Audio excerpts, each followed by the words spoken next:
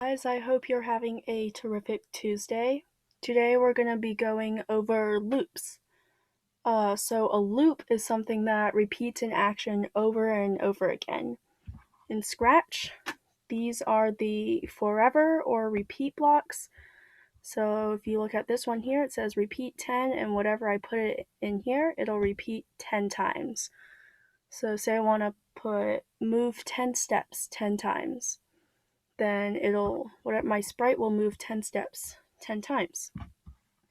And the forever block, as you can see right here, in this example, when green flag clicked, forever start sound meow, it'll play the sound meow forever. So we're not going to cover nested loops today. Those are a little more advanced, but right now I'm going to give you an example of how these loops work, and then I'll show you how to write it in JavaScript. So, say I want some puppies.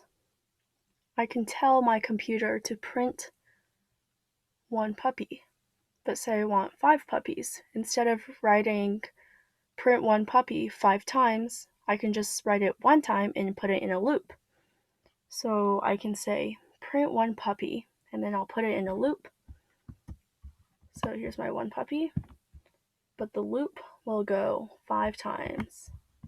So there's 2 puppies, there's 3, there's 4, and there's 5.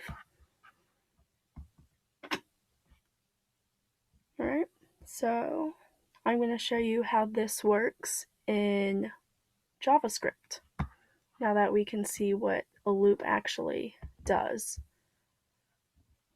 So I have a function here, and I'm going to use the puppy example again. I'm going to tell it to print 5 puppies. So what we do, the first type of loop I'm going to show you is a for loop. And here's what that looks like. For some variable, let's call it var puppy, equals 0. If puppy is less than 5, puppy plus plus.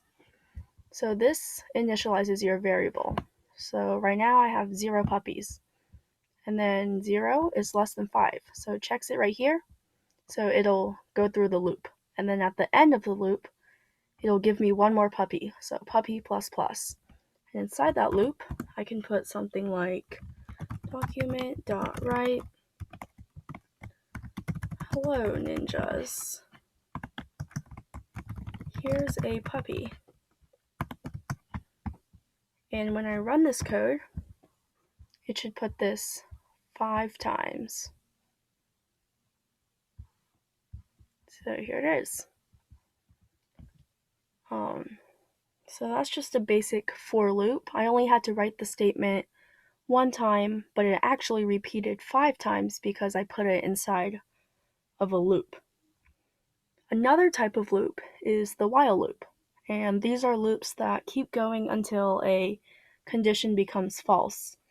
So say I want to print 10 puppies. I can say, as long as I have less than 10 puppies, keep printing puppies.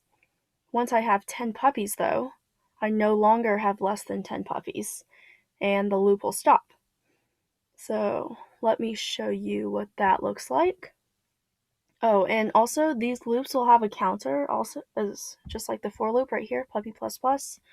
So your variable is going to be changing inside the loop in order to make the condition eventually false, because if we didn't have the counter, then puppy is less than 5, that's always going to be true, and it's going to keep on printing puppies. Which probably isn't a bad thing, but yeah. So here's how we make the while loop. So let's declare our variable, var puppy, and right now I have 0 puppies, so var puppy equals 0. But then I want 10, so I'll do while puppy is less than 10.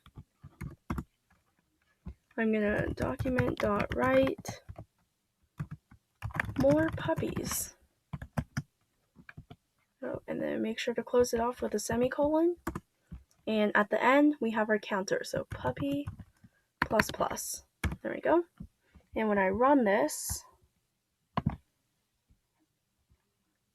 it'll print out more puppies 10 times. So I'll give you a little walkthrough of how this is working. So puppy starts off at 0. Then it checks. Is puppy less than 10? Yes, it is, because it's 0. So it goes to this loop. It writes more puppies. So that's our first more puppies. Then puppy plus plus. So now I have 1 puppy. And then it goes back. It checks. Is 1 puppy less than 10 puppies? It is. So document.write more puppies. And it keeps on going until you get to 10 puppies. And then it checks, is 10 less than 10? No, 10 is equal to 10. So it just stops. And then you just end your loop right there because your condition is now false. Alright, so that's all the stuff we have to cover for today. I hope this video helped you to understand for loops and while loops a little bit better. Alright, so have a good day. Bye.